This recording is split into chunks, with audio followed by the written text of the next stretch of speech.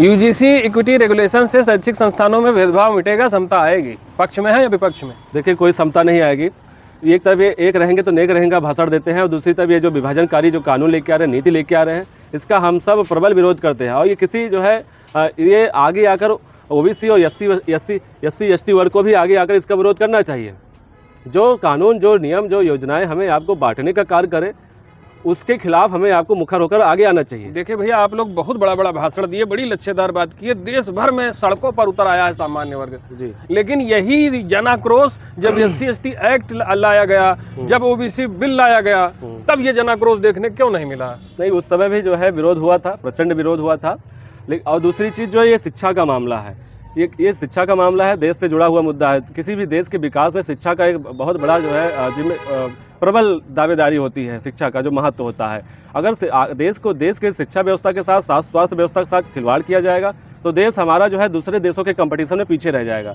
तो जहाँ पे शिक्षा व्यवस्था की बात हो, हम सभी लोग जो है, सभी वर्गों के लोग एक कमरे में बैठ के पढ़ाई करते हैं। वहाँ कौन सा जातिगत भेदभाव होता है या उनके साथ जाति होती है? तो 118% जो भेदभाव में वृद्धि हुई है यूनिवर्सिटीज में, एक आंकड़ा आया है, यूजीसी ही लेकर आई है उसको, उस पर क्या कहते हैं, सही है गलत?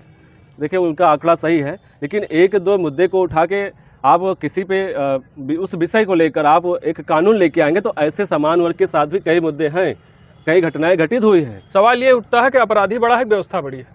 नहीं, व्यवस्था बड़ी है, अपराधी बड़ा नहीं। तो फिर अगर शैक्षिक संस्थानों में अगर भेदभाव हो रहा है, अपराध हो रहे हैं, तो उसका जिम्मेदार सामान्य वर्ग है या फिर सरकार और सिस्टम है? सरकार और सिस्टम है। जहाँ पे लॉ एंड ऑर्डर बिगड़ता है उसकी सारी जिम्मेदारी जो है सरकार की है। इसमें जो है समान वर्ग का कोई मतलब आवश्यकता नहीं है। समान वर्ग जो है लॉ एंड ऑर्डर नहीं बिगाड़ता है। यहाँ पे जब स्कूल और महाविद्यालय या विश्वविद्यालय में जब किसी के साथ जाति होती है या कोई भी जो है किसी भी तरह की घटना घटती है तो उसकी जिम्मेदारी स्कूल, कॉलेज और यूनिवर्सिटीज़ की होती है। ये इस तरह की जो है कानून व्यवस्थाएं नहीं होती हैं कि किसी के लिए जो है विशेष कानून व्यवस्थाएं लागू किए जाए। क्या समान वर्ग ने जो है अपने लिए कभी जो है विशेष कानून व्यवस्था की मांग की है?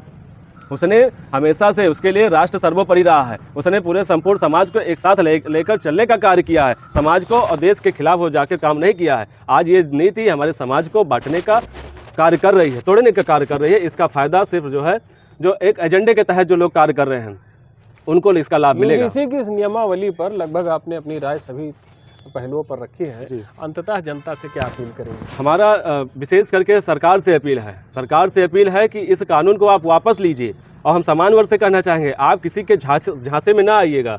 जो लोग आपको इसके फायदे गिनाने में लगे हुए हैं, एक एजेंडे के तहत कार्य कर रहे हैं, हमें उनके झांसे में नहीं आना है। इसी तरह अपने संघर्षों का जो आप संघर्ष कर रहे हैं उसकी एकता बनाए रखना है, उसकी मिसाल पेश करना है।